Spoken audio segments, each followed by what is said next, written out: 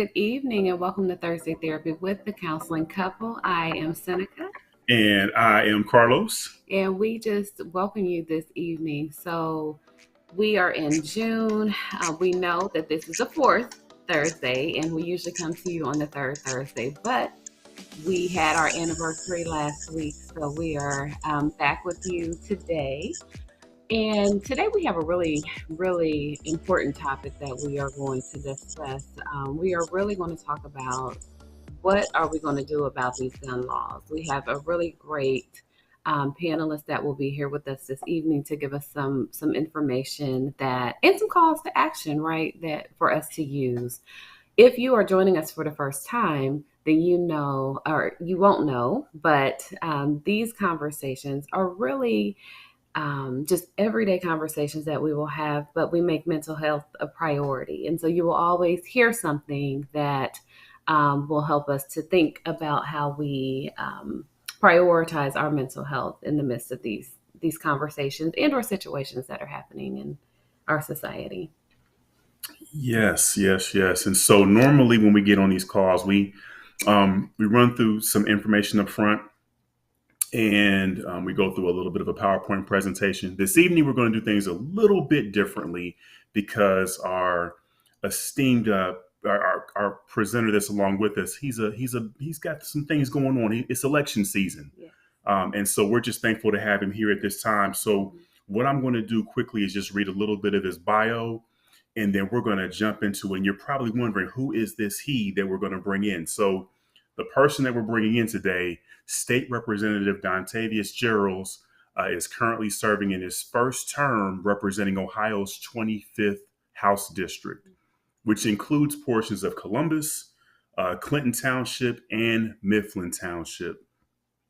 Representative Gerald is prioritizing legislation to raise wages, invest in job training, and making it easier for all Ohioans, especially those in minority and immigrant communities, to start, grow, and sustain a business.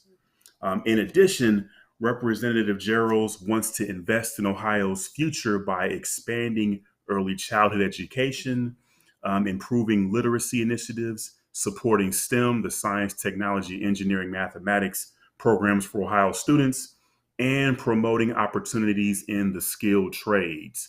Ladies and gentlemen, if you wouldn't mind, let's bring on Representative Jarrells to the conversation this evening. Well, Welcome, Representative Jarrells. welcome.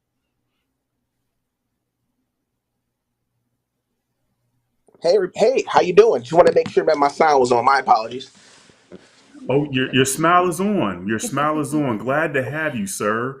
Um, Representative Jarrells, can you tell us a little bit about your role as a member of the Ohio House of Representatives representing the 25th district?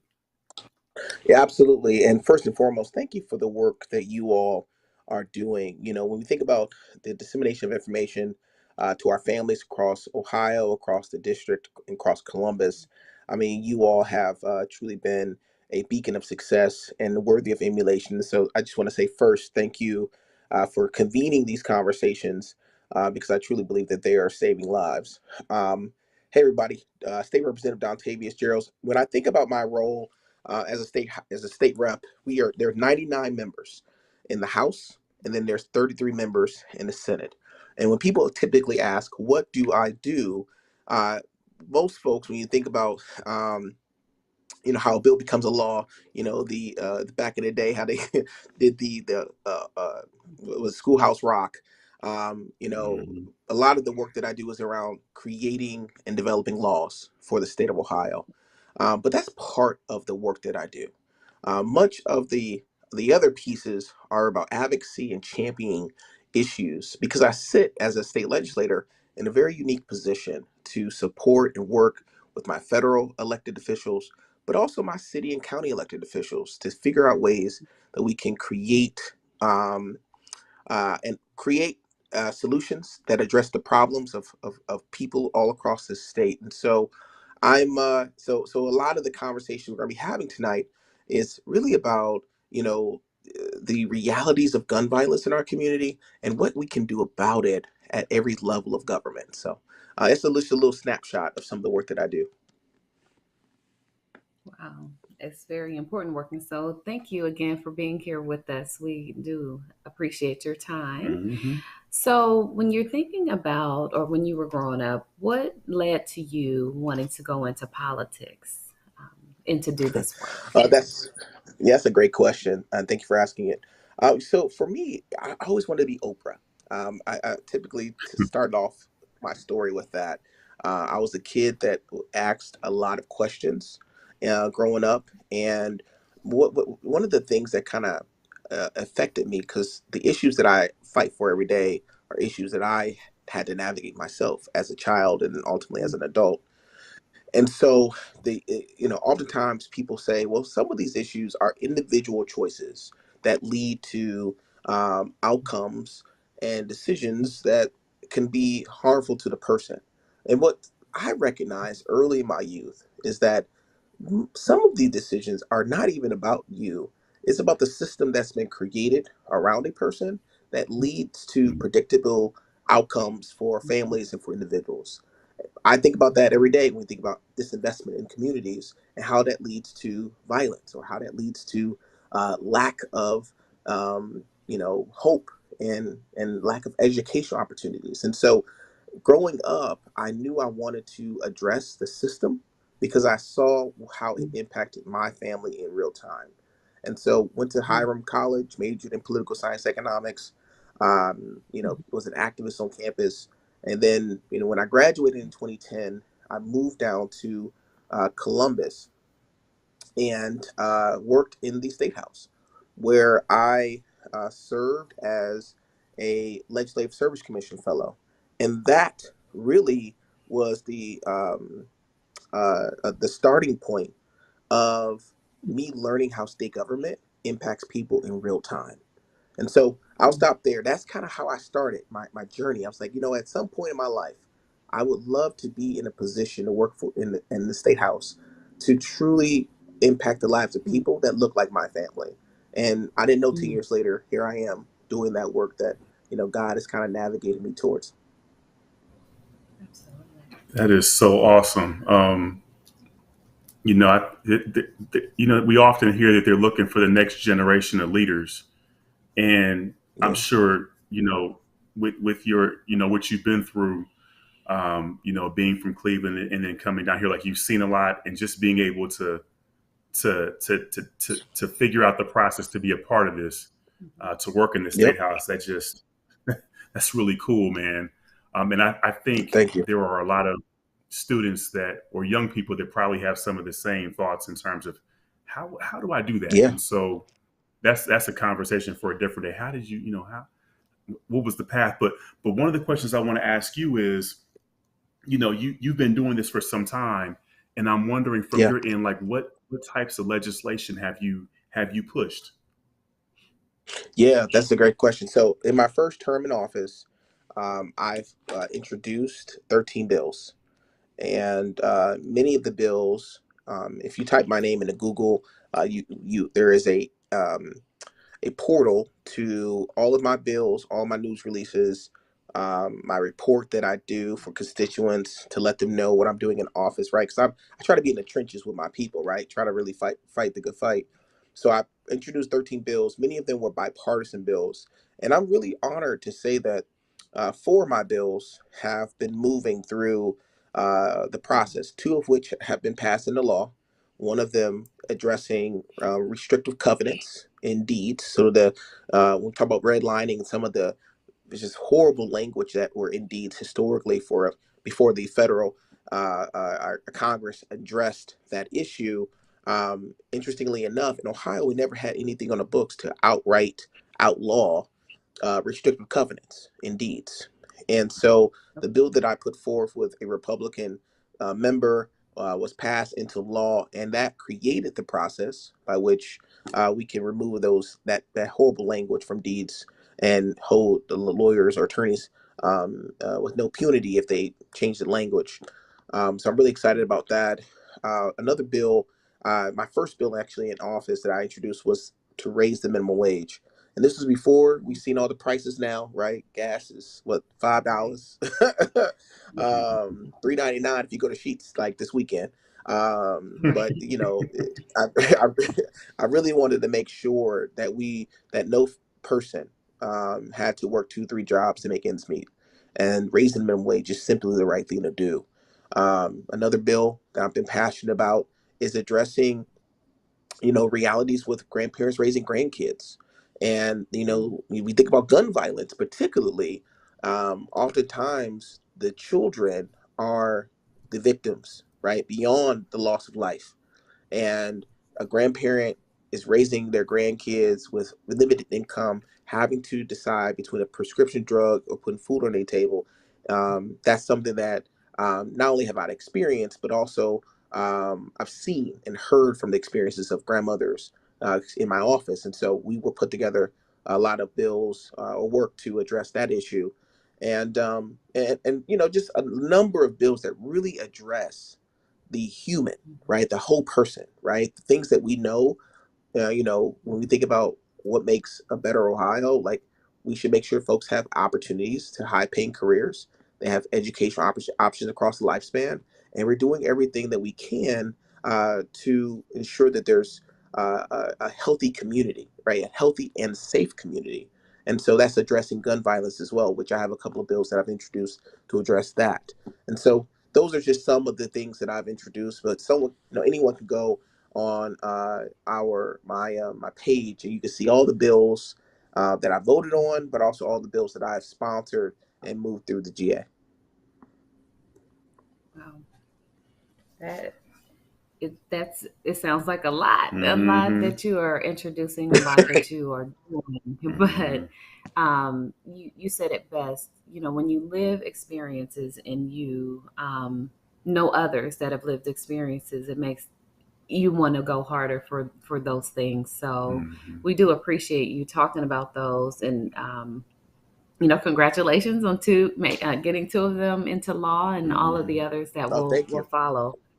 And Thank you. when you talked about raising the minimum wage and grandparents raising children and all of these stressors, right, that lead to a Right. lot of things. And so the next question will kind of shift the conversation into what we want to talk a little more about, which is um, gun violence, and more in particularly talking about, of course, we had another mass shooting. We've had several Mm-hmm. Yep. of innocent children in Texas. And so, what were your initial thoughts when that took place, especially knowing that you just said you've got a couple bills around, Yeah. gun violence that you are introducing? Yeah. So my initial reaction to what happened in Texas was pure sadness and anger. Children are our most precious, gift, in terms of, many of these young people had dreams and aspirations to do some of the work that we're doing right now, and to see their life taken away from them so ruthlessly is something that I think should concern every person on this planet and in this Mm-hmm. country. And so for me, I was heartbroken. I was angry. And when you think about, a state like Texas, or a state like Ohio, a state like Florida, where we've seen this resurgence of bills that have stripped away protections related to guns, we know that Mm-hmm. Texas is not an isolated incident. In fact, it is a pattern that we now have seen all across this country.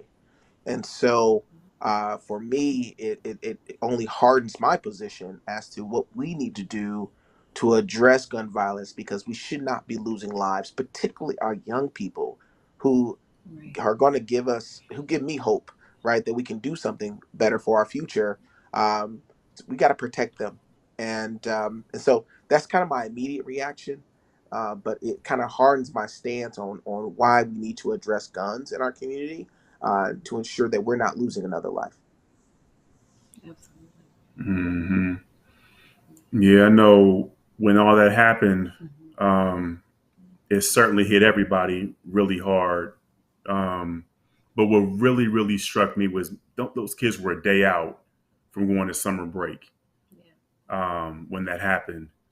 And I just remember that day, like I went to pick up I think I picked up Los from school, and it hit me like, man, that could have been anybody's kid. That could have been my kid.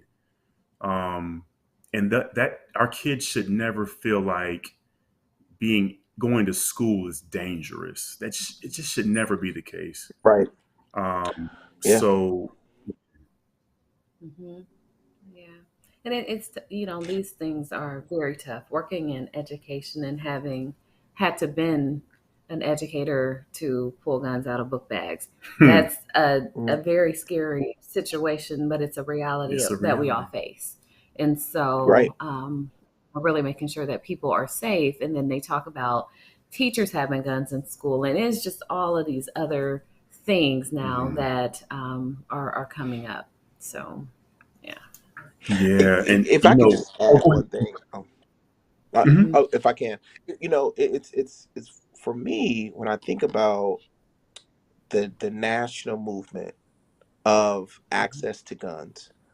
A lot of the Mhm. conversations about freedom, but Mm-hmm. I always argue with my Republican colleagues who say that to me, and when we have conversations, is what about the freedom of life, the freedom that you can walk into a school and not get shot? Like, or what about the freedom of Mhm. life where you can walk into a gas station and not get shot and killed, or walk Yeah. into a church or a place of worship and not get killed, right? There needs to Mhm. be a balance of these conversations. And I feel, unfortunately, that we've seen this movement to a place of thought that truly is not considering the entire, community, and how devastating the lack of control we have on guns has on the community and the people who are harmed by them. And so it baffles me when I think about the argument as Mm-hmm. to why guns should be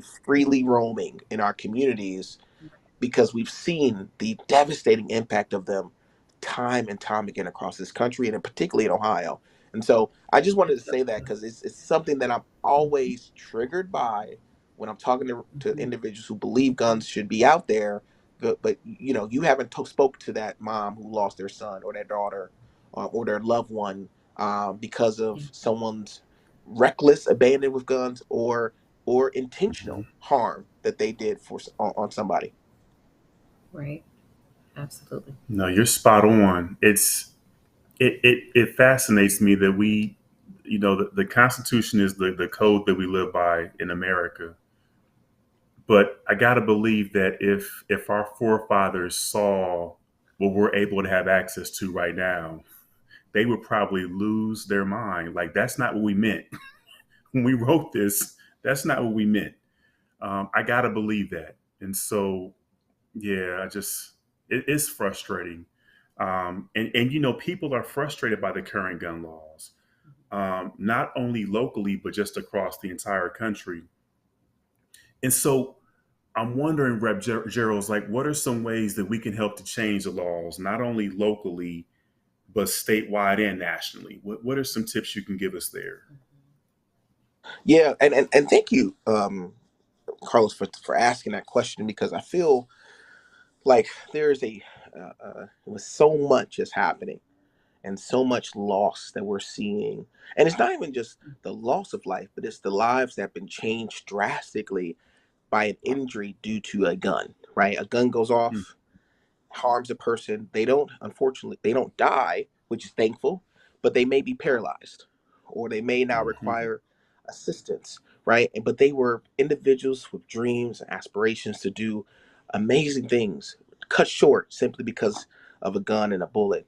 And so, um, I think the biggest thing that I always tell individuals who ask me that question is that there are people in our communities who simply don't believe that government has any influence in changing the conditions in their communities.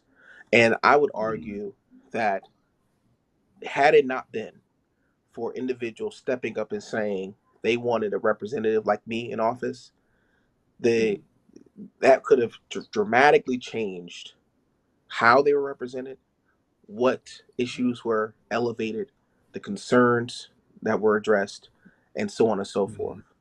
Voting is incredibly important, but it's not all about it. It's not just about voting. It's also about using your voice to shout as loud as you can, to write as many letters as you can, to testify in committee when these bills are moving through the GA.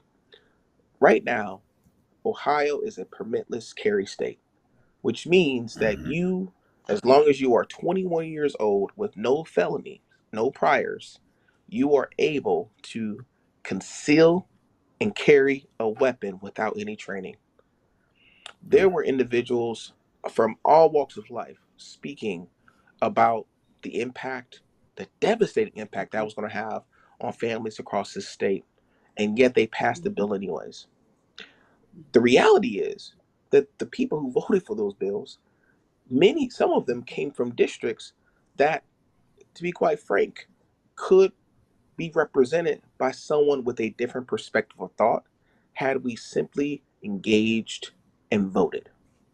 And so I Mhm. say that voting is powerful because it's an opportunity to hold your leadership accountable to the things that they vote for and the things that they believe in that may be contrary to what you believe. That's the first thing I'll say. I talked a little bit about engagement in the General Assembly. Your voice is the most powerful weapon you have in engaging and persuading legislators to do differently and be different. I've seen so many bills that have moved through the GA that were horrible die simply because someone spoke up or a coalition of people spoke up and said, this bill is going to have a negative impact on my family and you are my representative. And so part of the work that we have to do is making sure that we are amplifying and arming our community with the tools to communicate to the legislators and to their leadership as to what they believe should be the condition and reality of their community, right? And that is how I've seen it, like in real time. Members cry on in a committee because they've heard a testimony that struck them, that changed their perspective. And those are the types of things that I want Mhm. to arm our constituents with, so that they know that their voice is a weapon for to move our state in the right direction. The other thing I'll say, equally important, as we are defending against bad bills, we need to also voice our support for good bills, which means that equally we need to talk about the bills that should be moving in the General Assembly, so that they get an opportunity to have a hearing. There are some great bills around gun violence and around addressing, the realities of gun violence in our communities that never get a hearing, simply because some of my colleagues don't believe that we should have that discussion.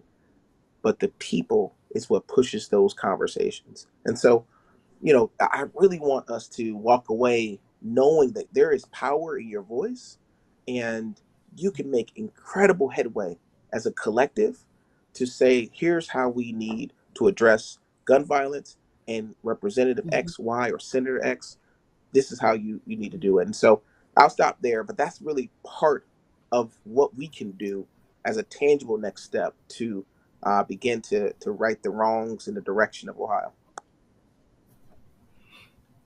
I really appreciate that. And you Mhm. you talked a little bit about Senate Bill 215. I want to change the question just a little bit, and because you were talking about voicing and testifying about bills. Where, if I am looking for these bills, where do I go as a first step? Great question. So it is, if you go to Hmm. ohiohouse.gov,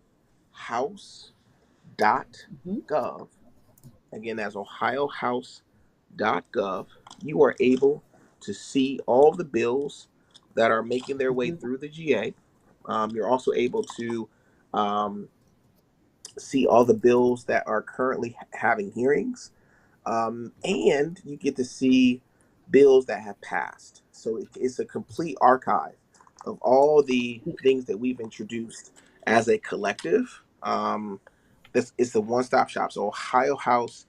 The other thing too, I want to just make sure I say this is for some who may not live in Franklin County, you may live in Delaware County, you may live in Licking County.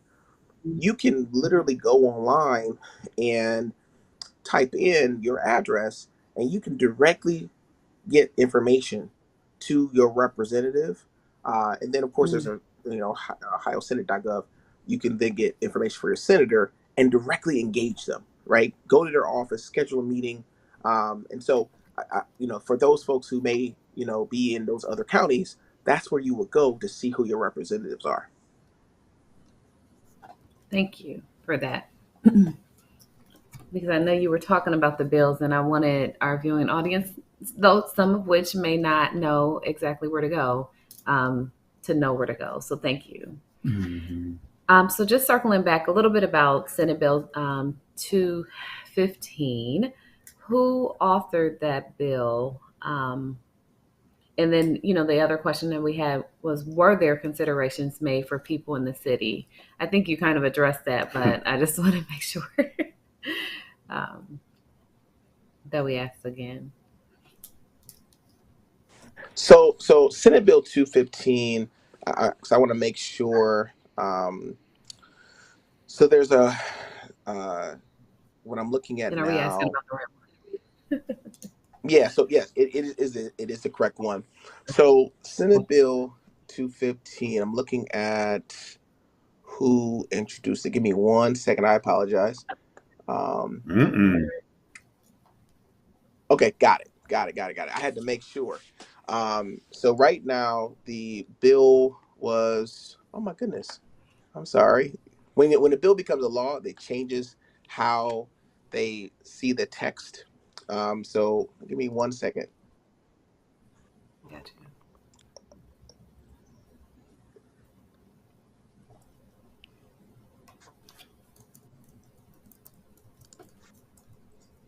I'm having a little bit of a technical issue here. It's my bad.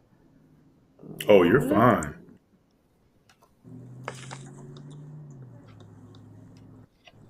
So man, what the heck? Oh, here it is. Thank God. Okay. So Senator Terry Johnson. So I knew on the House side, you could tell me a House bill, I've been bang on it. In the Senate, it's a little different. So Senator Terry Johnson was the author of Senate Bill 215, and his area. Because I was trying to see exactly his district, Senate District 14, which includes Adams County, Brown County, Claremont, and Lawrence County, and part of Scioto County. Um, and so when we think about so that's like the Cincinnati Southwest area. Um, One of the unique things that I always want to talk about is what may be good for a Scioto County, right, may not be good for Columbus. And being Mm-hmm. intentional about how bills are crafted and the impact that they may have on communities that may not look like the communities that I govern, for example, is very important. And this is a prime example of how a bill that, if you live and have acres and acres of land, and may not see anybody for for miles, is different than a community like Columbus, where we are the fastest growing city in the state. And so those are the just the realities that sometimes we don't look at as we are navigating these policies through the legislature. Mm. Mm. Definitely appreciate that, Rev Gerald. And I'm wondering, because so my wife and I, we were out of town. I think that bill passed on June 15th or something. So we were out of town. We were thinking like, man, this bill's about to pass. Things are going to get crazy in Ohio. Just speculating, obviously, but it makes you nervous. And so I'm wondering, so that has passed. Is there any recourse now? Can it be rewritten? What can we do as citizens who are from the city who don't live in Adams County. Like, how can we get that changed? The sad truth, and I want to, I want to figure. I'm trying to figure out how I want to say this. I'm saying it like this. The sad truth is that there are not too many bills that are repealed. There is a way where I'm gonna use Senate Bill 5, which is the anti-collective bargaining bill that was passed in law back in 2011. You can put a referendum on the ballot and to repeal a law, and that particular bill was repealed by the people. But it was a multi-million-dollar campaign, and a lot of partners and stakeholders from all walks of life really got involved to address that issue. The reality is that uh, that is very hard to do. And, the one thing I will say, the easiest way to change bills that are harmful to our communities is by changing the people who introduce them. And that goes back to voting. And it goes back to making sure that if you have friends in Adams County or Brown County or Claremont County, right, making sure that they understand that, their senator introduced a bill that may be harmful for not just for, their family, but your family. Really engaging the process to change the representation. And that's kind of where I think so much sometimes we can lose hope, right? Because that's a lot. I don't live in Claremont County, so how do I get to engage? Um, how can I change their reality or community? I mean, it's just we just got to organize. We just got to come together, and we need to figure out a way um, to talk about how important it is for our people to vote and others to vote to address these issues. Yes. They can also get involved with Moms Demand Action, right? Moms Demand Action is doing some amazing work to address gun violence across the nation. Um, and many of those individuals who get involved are involved because of real life experiences that have impacted them. Um, I just, it's hard. It's a hard thing to get the ship back to the dock once it's out. Mm-hmm. Yeah. Wow. I'm glad you broke it down. I was hoping to hear something different, but I I'm definitely sorry. understand the reason, right? Like, I appreciate the honesty and it is what it is. So, but there is hope. I mean, So that's there always there is important. still hope. I mean, I think I would say all is not lost. I mean, there are things we could try to continually do. I just want folks to recognize that we when we think about how powerful voting is, it literally is the difference between a bill like this getting momentum and passing a law or Mm-hmm. being tabled. And Wow. I don't know how else any other way to say that. Your representation is so critically important, and so that's what I think about when I talk to young people who tell me, I don't want to get involved. The system is rigged, and yet the system is going to continue to stay the way it is if we don't get involved to at least try to fix it. And so, um, yeah, that's kind of I'm trying to just motivate our people and just folks in general to think differently about electoral power so that if we use it, we can hopefully try to right these wrongs. I've heard that a lot also. So yes, Mm-hmm. Mm-hmm. working with young people. Okay, so because we do have a lot of young people who are just graduating, we celebrated that graduation Sunday last week, and others who may just want to get into politics and do work, right? Similar to you. Where would you tell someone to start?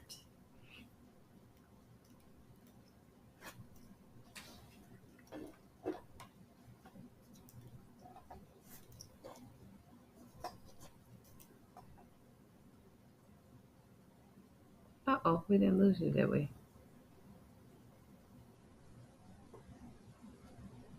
We might have lost him for a second. I don't know. We might have lost him. Well, I know he had. I know he had another obligation he had to be. He was a part of. So maybe he had to jump off and handle that. Um, I don't know. Let's reflect on some of the things he shared, Okay. and then he might pop back on. Nope. Sorry about Maybe that. that's Sorry him. about that. No problem. We were freestyling, so you're good. You're good. I didn't know if you heard the last question or not. I can I did repeat not. it I'm though. sorry. My apologies. No problem. So if people want to get into politics, if they are interested in, especially our young people who just graduated or are graduating, where would they start if they wanted to do work like you? Yeah, that's a great question. I think the biggest thing that I typically ask young people is, have they ever been to the State House? And we see an alarming number of our young people and our elders who've never stepped foot in the building that is called the People's House. And Mm-hmm. it's it's, it's I think about that from a lens of, if we've never been in the places where power is happening, how do we really know how to use it? And so the Mm-hmm. big thing that I always try to do is bring my young people into the State House so that they can see what their tax dollars, or future tax dollars for our young people who haven't had jobs yet, is paying Right. for. And from there, we talk about all the opportunities. There's internships even in my office. That I have a high school student right now who is interning in my office, and you could start now, to really get Mm-hmm. involved and to see the action in real time. Uh, the one thing I always say too, how I got my start, is that somebody mentored me. Somebody talked to me about how to leverage your power as an activist, and if I felt convicted enough to stand up for what I believe in, then you need to be in positions where you are talking to the right people to hopefully impact change in the way you want. And so I think the biggest thing I tell folks, young people, is use your voice, speak up, tell your story. Don't be afraid to go to the front of the room and tell it like it is.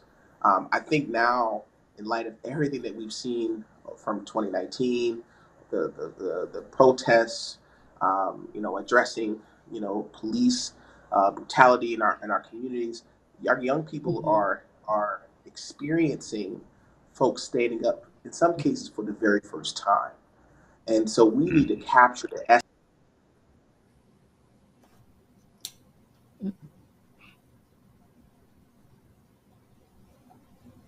Mm-hmm. Might have got disconnected again. I don't know. But we definitely want our young folks to get involved. Right. He mentioned visit the State House Mm-hmm. as a way to, see what's going on downtown in the People's House. Yeah, and a Uh, recurring theme is using your voice, mm-hmm. speaking up, telling your story, and doing those things. So Mm-hmm. Mm-hmm. that is very important. Yeah, and finding a mentor is always important too, Mm-hmm. because if you can see someone else doing it, it can inspire you to want to do the same thing. That was a good Absolutely. tip. Absolutely. So I know it's 7:40. Rev Gerald, I don't know if you can hear us. We were going to ask you one last question, but we also want to respect your time because I know you got Right. to get ready to head Another. on to another project there.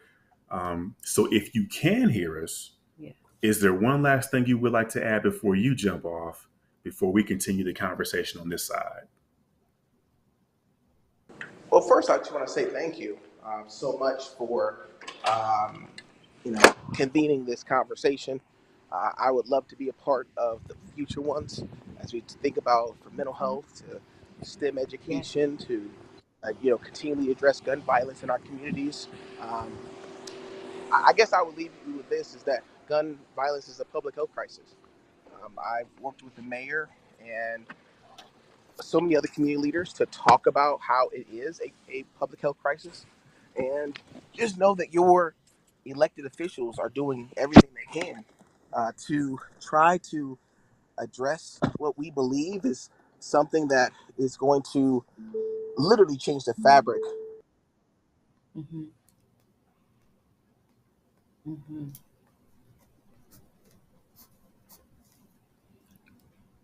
Oh, I think he got cut off again. Okay. So folks in the crowd, you're probably wondering, why does his phone keep cutting off, Right. or what's going on with Representative Jarrells? It's election season, so Yes. he's involved in a number of different requests across the city and the state to make sure he's advocating for us. So this is not him being at an arcade. He's out here doing the work. And And he absolutely took time yes, to speak to us when he already had a busy agenda. So we yeah, are really, really thankful for the time that we could have hmm because there we know is so much going on. So thank you, Representative Jarrells, for being here with us this evening, and we hmm will take you up on being on some additional conversations because we know that there are many bills that you are definitely introducing. So thank you so much. So to continue the conversation a little bit, as we were preparing for this evening, there were a couple of pieces of information that we came across, and we really just wanted to make sure that we brought awareness to the information in regards to gun violence. One of the things that I will say, is that I'm not taking a position one way or another, right? There are people who are licensed and they carry weapons. We know that. I know people personally. I've taken the class, but at the end of the day, we know that gun violence is a huge issue, and we know that mental health definitely plays into that issue. And so I did want to, talk about that because we didn't want to make it seem like we were coming down on just everyone that has access to a gun, but we hmm do know that there are many, many things that are happening as a result of people having access to the guns and a lot of violence happening. So, hmm hmm Yeah, no, great point. And so, again, normally we would have done this at the beginning, but to be flexible for Rev Gerald's, we wanted to make sure we got his content in and then come back to some of right. the information that we pulled together. Mm-hmm. So if we can go to the next slide, Mm-hmm. um, the next slide really talks about mental health reporting in Ohio. And so you can see there that it talks about the federal law, federal reporting, Ohio law, and then how that's also reported. Mm-hmm. Um, so what did you want to highlight from this slide? So, one thing that was really important is when we're talking about mental health and reporting federally and in Ohio, there are not many rules to say that you have to report Mhm. things in a specific way. And so, federally, the law is that someone cannot possess a firearm if they do not have the mental capacity to manage their own affairs, right? But we know that here in Ohio, we don't have, you don't have to get a background check, right? Mhm. And so the federal law also says that it does not require states to report to the system that the FBI uses. But here in Ohio, there's no law that's requiring reporting of mental health information to even the FBI system, and it's left to judges, probate judges, to fill out paperwork to get it sent to BCI agencies. So as you can see, there's not a lot of yeah. So It's not real strict. It's kind of strict, but not really. there's And a lot of with these, opportunities for there's a things to fall through. exactly to fall through Yeah. the cracks. So we just really wanted to highlight how things looked federally and here in the state of Ohio, as we think of reporting mental health, if that Mhm. is something that you have to do or not. So the next slide. Well, before Oh, you go go ahead. there, though, Mm-hmm. and so that's part of the frustration too, is that they've been saying, well, Mm-hmm. if we improve mental health access in states, Mm-hmm. that should get rid of gun violence. Well, we're Mm-hmm. both mental health professionals. Mm-hmm. We're limited out here. Like we're already capped out. People are asking for services now and can't get them because there's only so many that can provide it. So when you say, well, we're going to give more money to get more providers, find the providers for me. I just don't know where they are to be able to provide the services that those that are suggesting that as an alternative solution.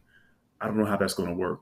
I think a combination of mental health services and, you know, restrictions on gun types could be helpful, but to only point to one direction, for me personally, is very frustrating. So I'll leave it there.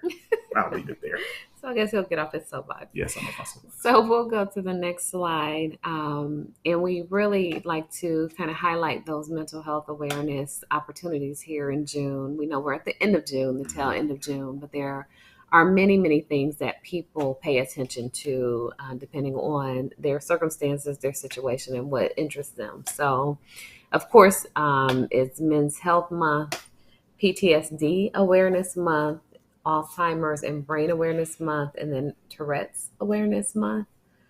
And then during the week of June 13th through the 21st was National Men's Health Week.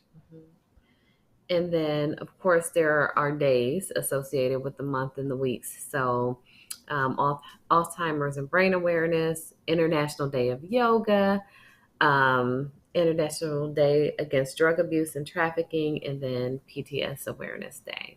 So again, we just like to call attention to those different places where people can focus their attention if they are interested. And they change every month. So yeah, there's always a different focus every month. If we can go to the next slide, the next slide focuses in on gun violence in Ohio and gives some statistics on what that looks like for our state. And it's pretty small. But. Yeah, it's pretty small text there, but it does highlight, for example, gun violence, suicides, and suicide attempts. And, it always strikes me, it always baffles me how gun owners, some, not all, I'm not saying all, but some will own a gun, but they don't properly secure them. And then a child or someone gets a hold to that weapon, and then unfortunately uses it for the purposes of a suicide. And as you can see from these statistics, it happens a lot where young people or just people in general get a hold to a gun that didn't belong to them, but was in the house, and they use it to unfortunately end their life. And so I would just highly encourage those that are on this call that if you are a gun owner, if you own a gun, just to, lock that bad boy up and make sure that it's properly secured so that maybe someone that's in your home that maybe you don't suspect wants to hurt themselves, that person can't get a hold to that weapon, because you just never know. Sometimes someone who wants to commit suicide will mention things, but sometimes they don't. And, there's a stat here that says the gun suicide rate among white men in Ohio increased 27% from 2010 to 2019. That's a significant increase. And so again, just, it's just important to make sure that the guns are secure and that they're put away so that the wrong person doesn't get a hold to them and takes their own life. And then one other statistic that stood out to me from this slide is that it says on average, there are about 1,529 people who die and 3,552 who are wounded by guns in Ohio. And that we have the 20th highest rate of violence in the U.S.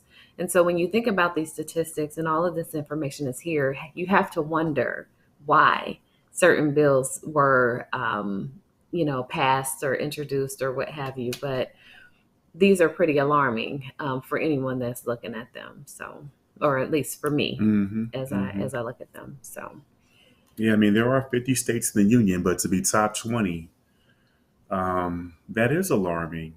I would, I think of Ohio as a pretty safe place, as a state. But yeah, that's alarming. That's very alarming. And then we just wanted to highlight additional statistics. So next slide. Again, these are really small, but we were really just trying to look at what are the archives saying. There are a lot of groups who do a lot of work around gun safety, really. And so a lot of these statistics came from those groups that are doing gun safety training, but you have to know where you are before you can move forward into something else. And so this is our reality. This is where we are. And when you're taking a look at what's happening with guns in our community, and this is Ohio, so this is not us talking nationally. This is finding out what's happening in 2020, 2021, and 2022 in Ohio. And you look at, so we're in, this is the end of June. I'm looking at the one stat in 2022 where it says there's been 772 injuries by a firearm. Unfortunately, we're right on track in terms of where the numbers were in past years. It hasn't gotten better. But the violence is high. And I mean, every time someone gets murdered, every time someone gets killed by gun violence, that's another individual who had potential that could have done something great, but now is taken because of nonsense, because of the use of a firearm. So it's just, it's alarming, it's hurtful. But these are statistics that we want you to be aware of. And again, to Seneca's point, these are about the state of Ohio. So this isn't nationwide. This is just in Ohio. All right. So we've given the grim reality of this gun violence in Ohio and statistics that are here. But where do we go from here, right? So we heard Rev Gerald talk about what are some ways in which things can start to change. You may not be able to change a bill really quickly, but you can raise your voice. You can talk to your state representatives. You can be knowledgeable about what's happening and take and have some preventative measures. And so we wanted to give some quick facts about the public health approach to prevent gun violence. So you heard Rev Gerald, and that was right on cue, say that he's been talking to the mayor and others about gun violence as a public health crisis. And so as we think about that, this is the public health approach to prevent gun violence from Johns Hopkins Center for Gun Violence. And so what we know is that it is a public health epidemic, right? There are nearly 40,000 deaths annually, 71,000 non-fatal injuries. And so they have that information. And if you're saying it's a public health crisis, so what are some ways in which this can be addressed? And so they divided into 4 different steps, and we'll go really quickly.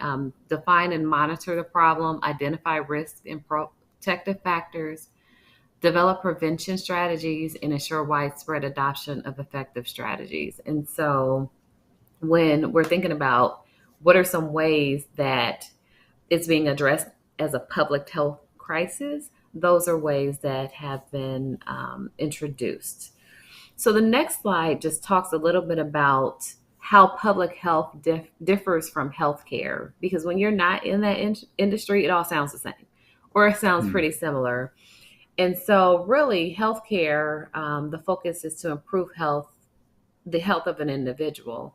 And when we talk about public health, we're talking about focusing on improving the health of an entire population through large-scale interventions and prevention programs. And so when Representative Jarrells was talking about, he is doing this work with our mayor, with others, introducing bills and all of that. That is his work because he's looking to improve things for all of Ohio and in these areas.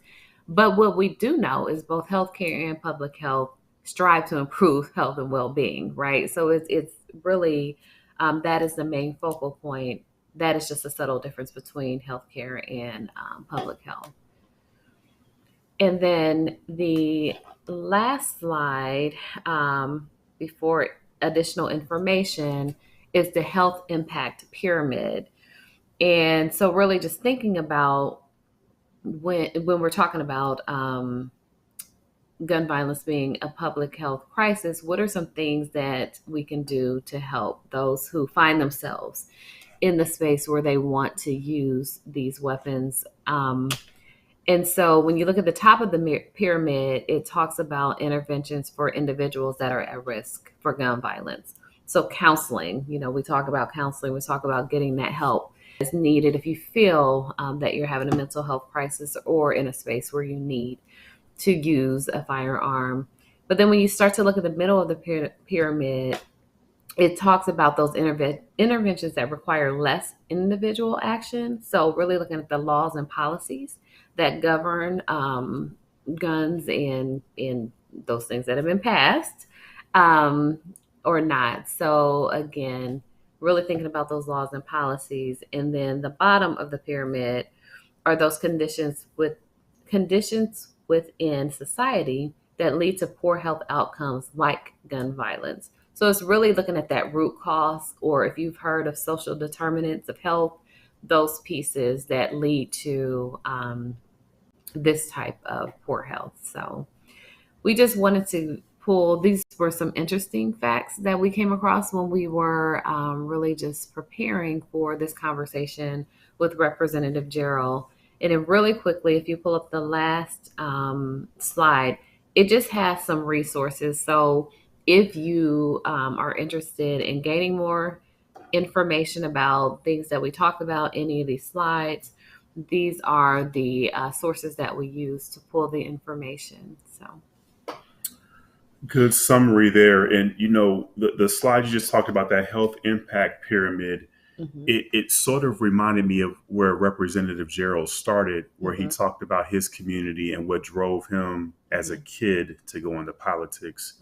And so when you talk about those social economic factors, the factors that we're in the suburbs, but a lot of people that we know are in the city, and it's very different in the city right now versus the suburbs. We're on a quiet street. There's nothing really going on over here.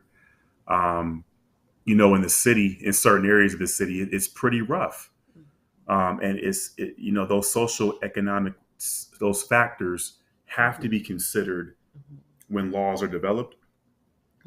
Many times they're not, because the individuals that need to share their perspective may not be in front of those that have to make the decisions. So I really love what Representative Gerald said when he mentioned that our voice is so incredibly powerful. And so, going down to the State House, trying to figure out how to get out in front of those individuals and share your perspective about laws that you want to maybe not go forward, bills that you don't want to go forward, or bills that you do want to go forward that are going to benefit your communities, our communities. Knowing the process is very, very important. And so I think, we can go ahead and close on that note in terms of using your voice. Make sure you use your voice. Voting is powerful, but that's not the only tool that we have to make change. So I want to encourage everybody. We have an election coming up, I think next month, and then that's a smaller election, but then there's a larger one in November, the governor's race, senator's race. There's a number of different races. Make sure that you get out there and vote. Use your vote. Don't let it go to waste, because that is your power to make sure that you can make change in our community and in the world. We'd like to thank you for joining us this evening. Thank you to Representative Jarrells, and he was with us. He had to jump off, but we thank you for being here with us. And then, as always, we like to thank Dr. and Dr. Wise for just making mental health a priority, as well as Reverend C, who's in the background helping us out. So until next month, we'll see you. Thanks, everybody.